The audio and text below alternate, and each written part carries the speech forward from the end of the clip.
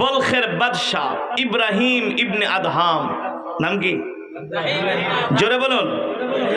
বলখের বাদশাহ, তিনি ছিলেন বাদশাহ, বাদশাহ, বাদশাহ, রাজা, 2-4 টাকার রাজা না, বলখের বাদশাহ।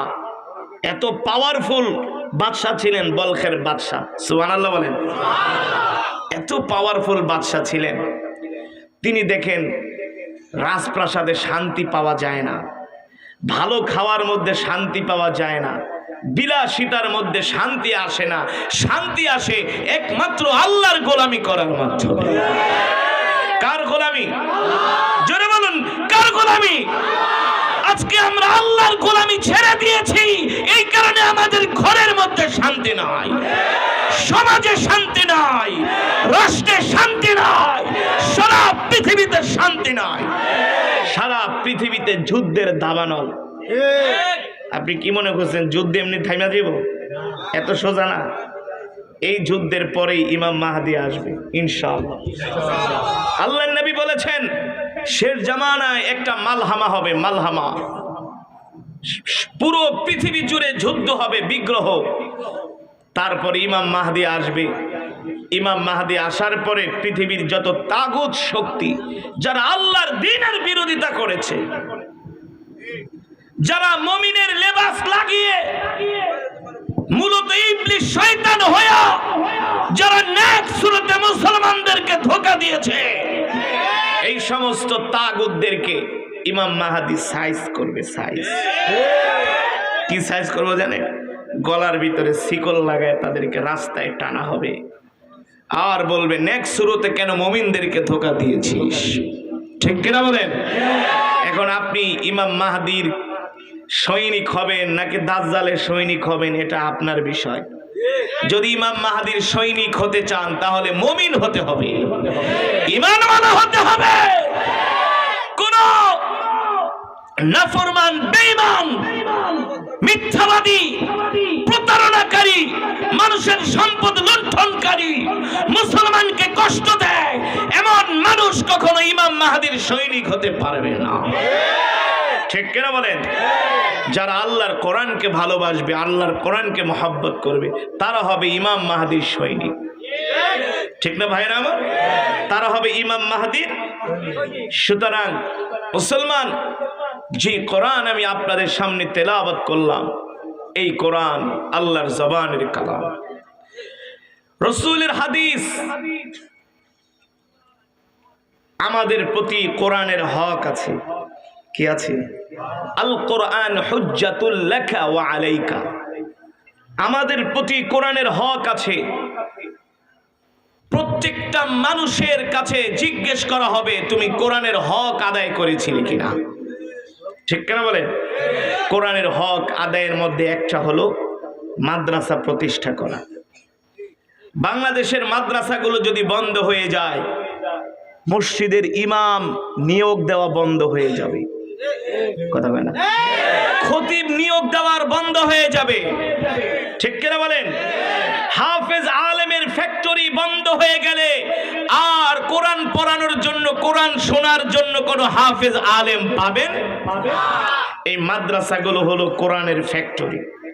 এখান থেকে আপনাদের গাজীপুরের গার্মেন্টস থেকে যেমন পোশাক উৎপাদন হয়, এই মাদ্রাসাগুলো থেকে আলেম উৎপাদন হয়, আলেম বের হয়। ঠিক কিনা বলেন?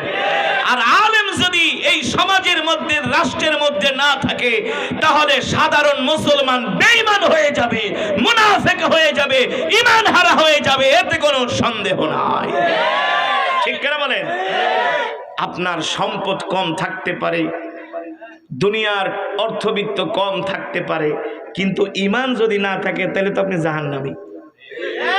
তার মানে এই পৃথিবীর জমিনে সবচেয়ে ঈমানের দাম হলো সবচেয়ে বেশি। ঠিক না ভাই? তাহলে এই ঈমানি শক্তি কিভাবে বাড়ে? এই ঈমানি শক্তি বাড়ানোর জন্য আল্লাহ তাআলা কোরআনুল কারীমের মধ্যে বলছেন, ওয়া ইযা তুলিয়াত আলাইহিম আয়াতুহু যাদাতুহুম ঈমানা। কোরআনুল কারীমের তেলাওয়াত শুনলে ঈমান বেড়ে যায়। কি বেড়ে যায় মুসলমান? কোরআনুল কারীমের তেলাওয়াত শুনলে ঈমান বেড়ে যায়। আল্লাহু আকবার। 20% কোরআনুল কারীমের তেলাওয়াত শোনার সাথে সাথে আপনার ঈমান 100%-এ দাঁড়ায় যায়। থার্মোমিটার দিয়ে যেমন জ্বর মাপলে জ্বর বোঝা যায় কত পার্সেন্ট আছে, ঠিক আপনার ঈমান যদি দুর্বল হয়ে যায়, আপনি আপনার ঈমানের পাওয়ারটাকে বাড়ানোর জন্য আপনি কোরআনের মেডিসিনকে গ্রহণ করবেন, ঠিক কিনা বলেন? এই কোরআন আল্লাহর জবানের কালাম। এই কোরআন যদি আপনি না শিখেন তাহলে আপনি আল্লাহ তাআলার একটা বিধানকে আপনি লঙ্ঘন করলেন, ঠিক কিনা বলেন? আমার কথা না ভাই, তলাবুল ইলমি ফরিদাতুন আলা কুল্লি মুসলিম। কোরআন শিক্ষা করা প্রত্যেকটা মুসলমানের উপর ফরজ। জোরে বলেন, কোরআন শিক্ষা করা প্রত্যেকটা মুসলমানের উপর ফরজ। কোরআন আপনাকে আমাকে শিখতে হবে। আপনি আমি যদি কোরআন না শিখি, আল্লাহর কোরআন হাসরের ময়দানে আপনার আমার বিরুদ্ধে আল্লাহর আদালতে মামলা দায়ের করবে। কি করবে? এত সোজা না। মনে করছেন ফ্যাক্টরিতে চাকরি কইরা 50-1 লাখ টাকা বেতন পাইবেন, 30-40 হাজার বেতন পাইয়া স্ত্রীর নিয়ে ভালোই আরামে আরামে খাইবেন, ঘুরবেন, মাঝে মাঝে পার্কেও ঘুরতে যাইবেন না, মাঝে মাঝে চাইনিজও খাবেন, মাঝে মাঝে কক্সবাজারও যাবেন, মাঝে মাঝে জীবনটাকে এনজয় করার জন্য যা খুশি তা করবেন, খাইবেন দাইবেন ফুর্তি করবেন আর মরে যাবেন। মনে করছেন আল্লাহ ছেড়ে দিবে? হ্যাঁ, আল্লাহ ছেড়ে দিবে? এতই সোজা। কুল্লুকুম রাঈন ওয়া কুল্লুকুম মাসউলুন, কুল্লুকুম রাঈন ওয়া কুল্লুহুম মাসউলুন। প্রত্যেকটা মানুষ যার যার জায়গা থেকে সে এক একজন দায়িত্বশীল। কি? আপনার প্রতি আপনার সংসারের দায়িত্ব আছে, আছে কি আছে না? আপনার প্রতি আপনার সংসারের দায়িত্ব আছে, পরিবারের দায়িত্ব আছে। আপনি যদি আপনার সংসারের দায়িত্ব পালন না করেন তাহলে ঘরওয়ালির কাছে আপনাকে জবাব দিতে হবে। কি জবাব দিতে হইব না? কপাল ভালো হইলে মাইরও খাইতে পারেন। আপনার কাজ হলো বাজার করা, ইনকাম করা। কথা বলে না, কথা বলে না, কথা বলে না। আপনার কাম হলো দৈনন্দিন সকালবেলা বাজারের টাকা দেওয়া, চাল কেনার টাকা দেওয়া, ডাল কেনার টাকা দেওয়া, তেল কেনার টাকা দেওয়া, মাছ কেনার টাকা দেওয়া, তরকারি কেনার টাকা দেওয়া, সন্তানদেরকে স্কুল মাদ্রাসায় নেওয়ার ভাড়া দেওয়া, বেতন দেওয়া। আপনি যদি ঠিক মতো দিতে না পারেন, আপনার সুখের সংসারে একদিন 2 দিন 1 মাস 2 মাস পরে কলহ ঝগড়া লেগে যাবে, ঠিক কিনা বলেন? আপনার স্ত্রী আপনাকে জিজ্ঞেস করবে তুমি কি করো, ভালো করে সংসার চালাও না। আপনার বাবা আপনাকে প্রশ্ন করবে, তুমি ভালো করে সংসার চালাও না, সংসারের দায়িত্ব কেন নেও না, এভাবে কেন তুমি রাস্তায় রাস্তায় ঘুরো, টাকা ইনকাম করো না, সংসার পরিবারকে কেন তুমি দেখো না। এমনকি আপনার স্ত্রী আপনার উপর চাপ প্রয়োগ করবে, মা বাবা চাপ প্রয়োগ করবে, সমাজ আপনার উপর চাপ প্রয়োগ করবে, আদালত আপনার উপর চাপ প্রয়োগ করবে, ঠিক কিনা বলেন? কারণ কি? কারণ কি? আপনি হলেন একজন দায়িত্বশীল, আপনি আপনার দায়িত্ব পালন করছেন না। এই কারণে জায়গায় জায়গায় আপনাকে প্রশ্নের সম্মুখীন হতে হবে। কথা কম। এটা হলো দুনিয়ার অবস্থা, এটা তো হলো দুনিয়ার বাস্তবতা।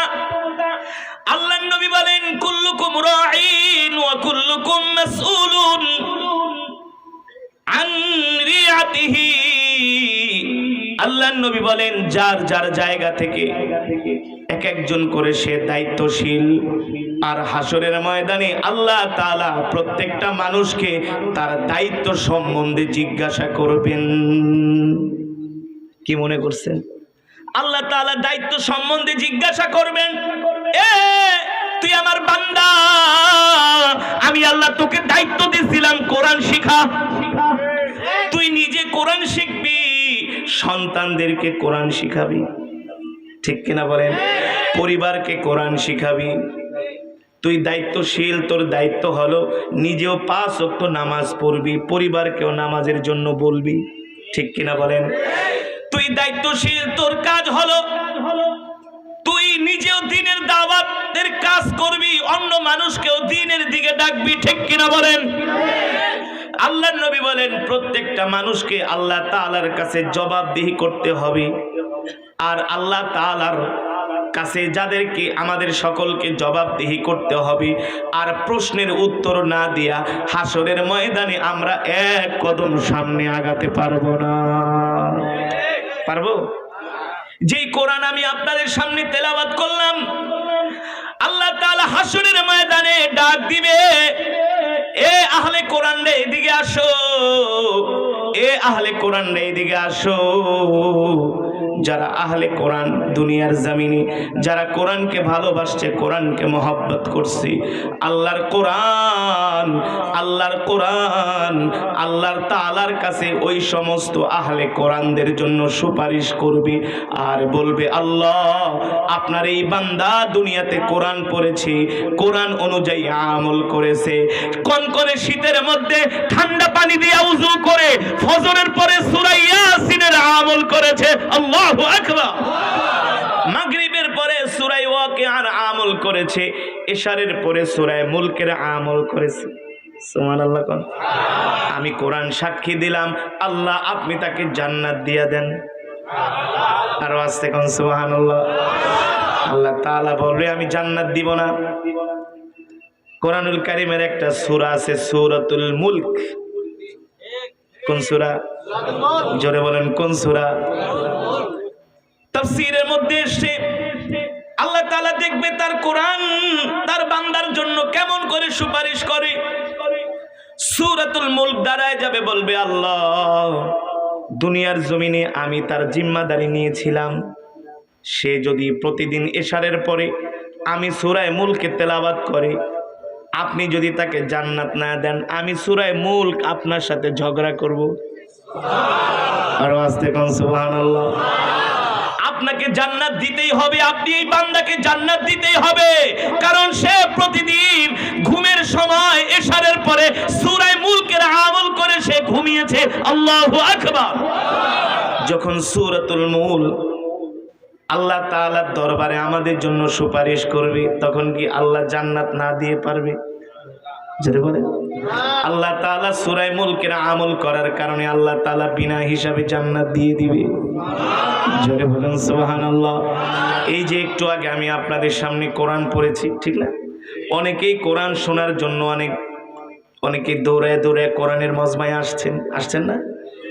মুসলমান শুধু দৌড়ায় দৌড়ায় কোরআনের মজমায় আসেন নাই, জান্নাতের টিকিট নেওয়ার জন্য আসছেন। বিশ্বাস করেন না? রাসূলের হাদিস থেকে দলিল দিব রাসূলের হাদিস থেকে দলিল দিব। ইযা উদি আল মাইয়িতু ফি কবরিহি জাআল কুরআনু ইনদা রাসিহি।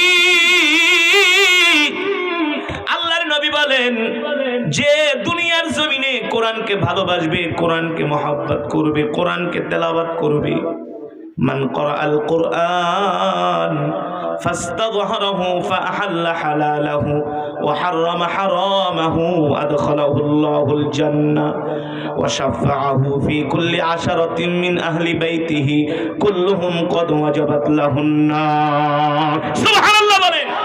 যে আল্লাহর কোরআন শিখবে, আল্লাহর কোরআন অনুযায়ী হারামকে হারাম মনে করবে, হালালকে হালাল মনে করবে, আল্লাহর কোরআন শিখে যে গুনাহ থেকে বেঁচে থাকবে, আল্লাহর নবী বলেন ওই আহলে কোরআন সাহেবে কোরআন ইন্তেকালের সাথে সাথে আল্লাহ তাআলা তাকে জান্নাতে প্রবেশ করাবে।